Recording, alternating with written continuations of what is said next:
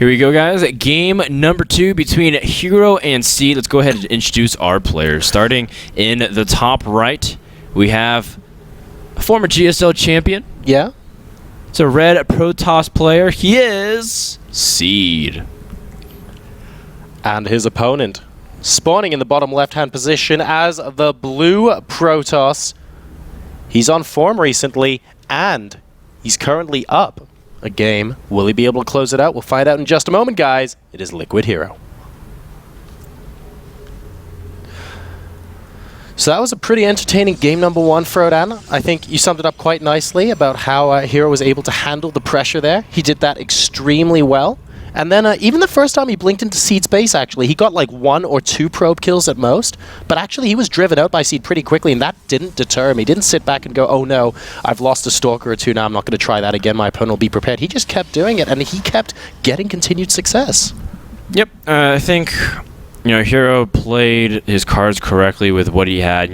There's moments where you're not really sure if Hero can get away with doing so much damage, but limiting Seed's Immortal, like catching the Immortal on the bottom of the ramp was huge, because when you get to that 2-3 Immortal count, Stalker's almost instantly dropping, and you really can't afford to ever confront the army the way Hero was doing it at the very end. And he was able to really keep the pressure on so that his expansion was safe. So overall, very well done. Seed knew he lost too much advantages, or he had lost too much ground. Now it's Daybreak, a map where pretty much any style is viable. You can go for Robo, you can go for Stargate, you can go for Blink. Because even though the map is not that conducive for Blink, you can see the little ledges. Yep, sure.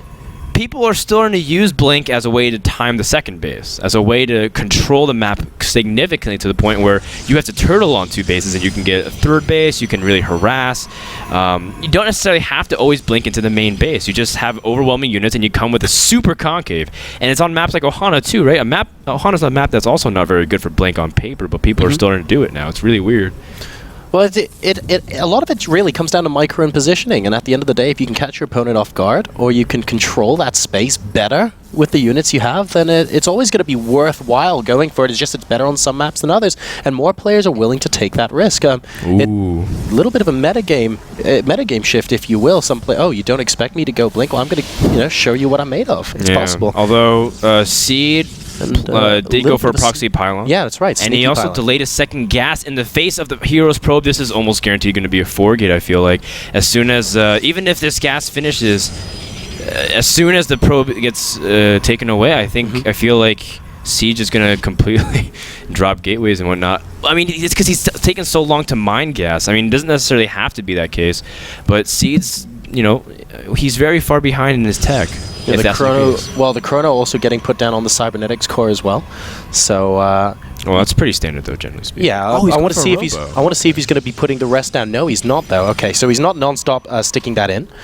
So we just have the Robo popping out of him there, and that proxy pylon is actually going to get scouted very shortly from here. Oh, did that probe miss the proxy? I think he did.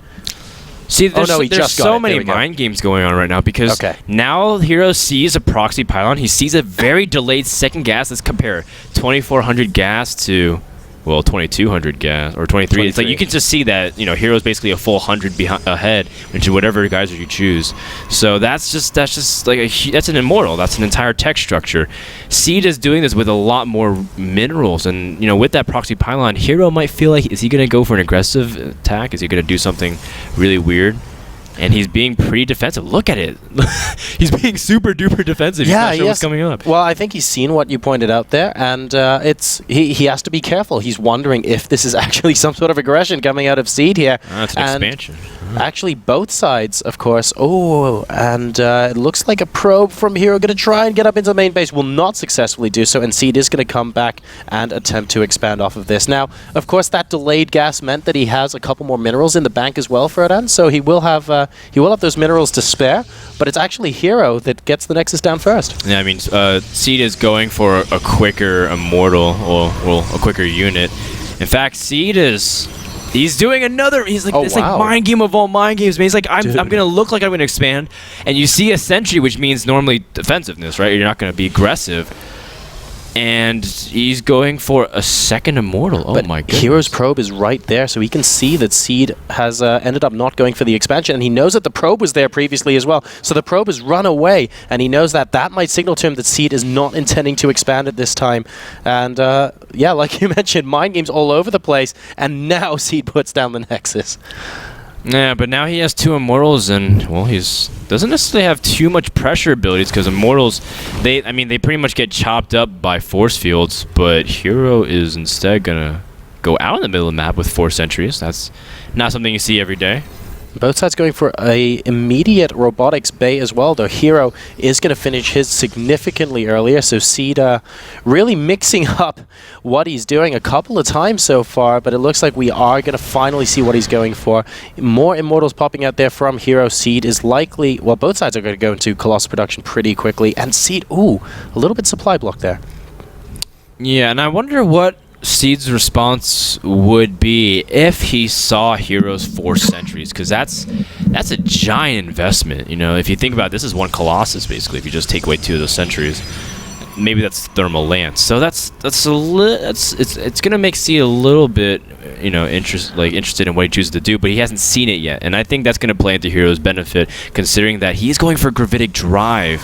Oh wow, that's a great choice. Oh, this is going to be pretty cool. I mean, what we've had so far is both sides kind of being a little bit defensive. Do you think it might be because that, you know, we've had a little bit of mind games going on, and that maybe both sides were considering at one point or another that the other was going to get aggressive? So we haven't actually seen too much early game aggression come out of either side yet. Yeah. But this is really good because Hero saw Robotech. He saw Sentries. He saw Immortals. Yes. He knows, okay, he's going to lean on Robotech. If you go Blink or Stargate, I mean, the Warp Prism is just dead. It won't really do much. But if he's able to really capitalize on the lack of mobility, Colossus and Immortal Sentry can't move around quick. You can Immortal Drop and get ahead of that way. And I was talking to Axlav about this. He really feels like Immortal Drop kind of it still should be pretty popular because if you consider it, it's very good against a composition that can't move around like Seeds. Well, Hero has his observer out in the top of the map as well, scouting ahead for that drop, and he does have that Warp Prism. He's actually turning back with the Warp Prism because he feels he needs it to defend against this, I'm guessing, because he is not going to attempt the harassment anymore. He's going to be dropping those Immortals back in his natural expansion, and Seed is coming out with, to be fair, a pretty scary looking army here. Yeah, this is a Colossus push without Thermal Lance. It's like an old school push, but you incorporate a second base into it. You drop the Immortals next to Colossus if they can target it down immediately, but the Immortals in the front for Seed are doing massive amounts of damage to force fields, really preventing any Immortals from getting closer, and Seed is steamrolling Liquid Hero's army. Oh, he's doing such a good job right now, and the probes being pulled from Hero as well. The supplies are technically a little bit even, but Seed is going to be able to stomp through momentarily here. He's Colossus doing so much damage at the front. The Immortals from Hero not able to take it out. He goes down to under 50 supply. Ooh, nice pick up there by the Warp Prism, but really that's consolation at this point as it goes down eventually, and Hero is looking in dire straits. Yeah, Hero doesn't have anything really. He just had that Warp Prism with speed. He expected something passive. Look at this from Seed saying, I'm going to expand on your half of the map. Seed knows he's got this game. He just needs to wrap it up all nicely in the holiday Christmas spirit. GG. GG. And that means we're going to be going into a game number